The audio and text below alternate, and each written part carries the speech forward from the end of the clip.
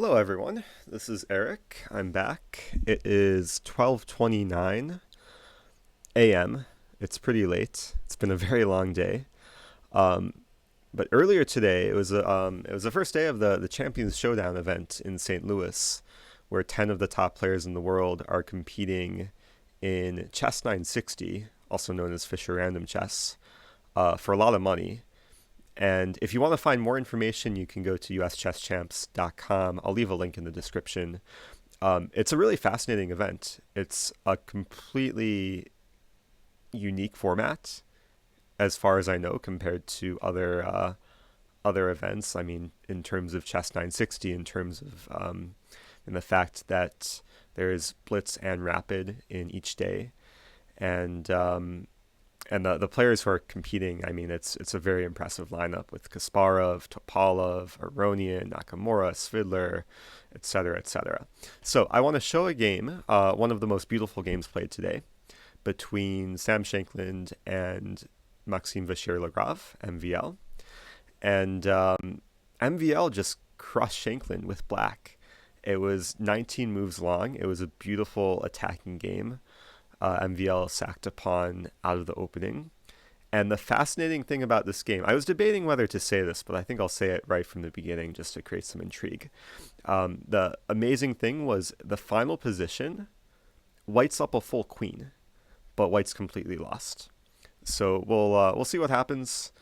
As you can see, they had a a Fisher random position. They actually drew the position using the chessgames.com Fisher random generator before the games got going. So they played this position among all the matches today in all of the games.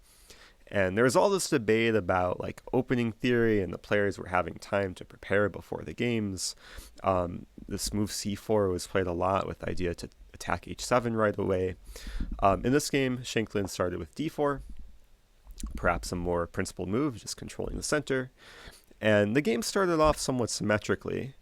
After d5, c3, knight g6, bishop to c2, c6, knight g3. Black could keep the symmetry here with a move like bishop to c7. But black in this position decided to castle, which is legal for this position, given that the king is right next to the rook. If players want to castle queenside, then they would have to clear off. In this case, if white wants to castle queenside, the bishop would have to move. Just to demonstrate this, let's say black keeps the symmetry, white plays this, and white could castle queenside like so. Except, why is it not letting me do that? Maybe like this? There we go. Okay, so I guess in Lee chess you have to put the king on top of the rook. Anyway, I don't think castling queenside was played today because it was just so much easier to castle kingside. In fact, on move 1, players could already castle kingside. So anyway, going forward with the game, black castled kingside, which I think is a useful move. You get the king slightly to a slightly safer square, and you get the rook slightly more towards the center. And then from this position, things got really crazy after Shankland's next move, pawn h4. Perhaps going for the kill and taking advantage of the fact that if knight take h4, then there's bishop take h7. So the sneaky battery with the queen and the bishop is something to be aware of. So after h4, MVL played a really enticing move, which I don't know if I would come up with myself. And it's the type of move that, like once you see it and once you look into it a bit more deeply, it makes a lot of sense to play pawn f5, going for counterplay. Because if we notice, white's threat is to play pawn h5, and black really doesn't want to retreat the knight back to h8. So pawn f5 was played. Now we should notice that the pawn on f5 is attacked 3 times and only defended twice.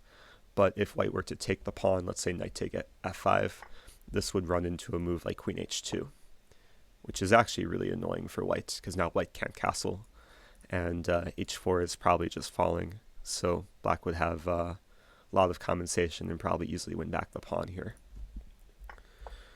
So h5 was played. And as we see, MVL counterattacks with pawn f4. So now both knights are attacked by pawns. And it looked good for white at first. After knight f5, e6, and then this move knight take g7, just sacking the knight, knowing he's winning it back. And then pawn take g6. And it looks really good for white, given, the pawn is on g6. This king looks somewhat exposed. White has this battery. But then the problem arose for white after, especially after black's next moves, starting with e5. White's pieces were out of play, and black's pieces were actually really well placed, especially these rooks aiming down against white's kingside. And as we'll see in just a few more moves, black just got overwhelming initiative. So d take e5 was played. Then h6 was a very nice move, making sure that this pawn is acting as a shield for the black king, given that it just blocks the queen and bishop, and white doesn't really have any way to continue attacking the black king. So white developed here with knight b3. Black wins back a pawn, queen take e5. So white's still up a pawn. I'm going to go ahead and turn off engine analysis, because the engine gives white a pretty big advantage in this position, plus 1.4. But I think from a practical standpoint, it's just really difficult to play, because black has so much pressure against this king, and it's not clear where the king should go. So let's turn off engine analysis. For those of you who want to analyze this further, I'll go ahead and share the link to this study in the video description so people can analyze as much as you want. So Sam played bishop d2 here.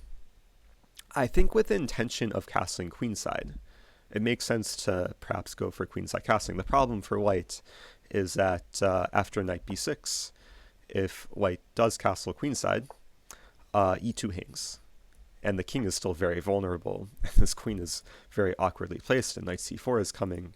So white is already in a bit of a predicament after bishop d2, knight b6, because the white king really has no safe place to go.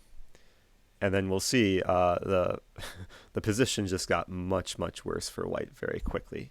Queen d1 was played, which I think when Sam played queen d1, he did not see black's next idea, knight c4, with a very venomous threat, which is very hard to stop.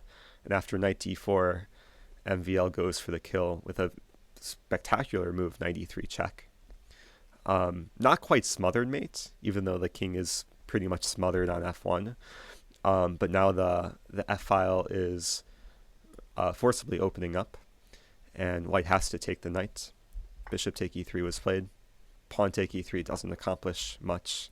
Pawn take e3, f-file opens, and this is big trouble for white. So white tried to keep things closed with taking on e3 and then playing knight f3. And then the next move for black was really astounding. The queen is attacked. You would expect black to move the queen here, but MVL played amazing move, pawn take f2, just giving away the queen. And the great thing was that after Sam takes the queen, black can take either rook, but there's no rush. This rook is trapped on e1. Also, the rook is attacked on g1, so it's a fork. And the next move here, it's just a simple improving move, bishop to h4, the bishop coming to life from the back rank. And now if we notice, the threat of f take e1 is just unstoppable. So, and this is actually a double checkmate threat. So if white plays some random move here, let's say queen d4, then double checkmate. Double check, no way to escape. So Sam tried g3, which didn't help at all, just allows other bishop to come in. Bishop h3 check, rook g2, only legal move. Bishop take g3. And then Sam just had enough here and threw in the towel and resigned, given that f take e1 is still coming. White could delay the checkmate. White could play a move like knight f7.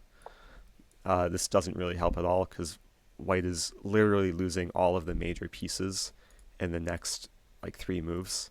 After promoting to a queen, queen take e1, there would be bishop take g2, king take g2, and I mean, black is just up a boatload of material. So really rough game for Sam, losing in 19 moves as white. It was a blitz game, and MVL is just a monster in blitz. And then Sam actually went on to lose the next game, I think in less than 25 moves. So it was back-to-back miniature wins for MVL. So yeah, this is very exciting. Some very exciting games so far this event. This is only first day. There's 3 days more of Fisher Random Chess 960.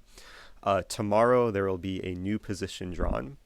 So I'm going to be very busy. I don't know how much time I'll have for YouTube content like this. I'm working at the event as the journalist. I'm doing social media for the club, doing Instagram, Twitter, and the daily recaps. So I'm going to be quite busy with other responsibilities, but I'll try and find time to do these quick videos if there are more interesting games. Feel free to check out the video description for more links, and hopefully I'll see you guys in the near future. Take care.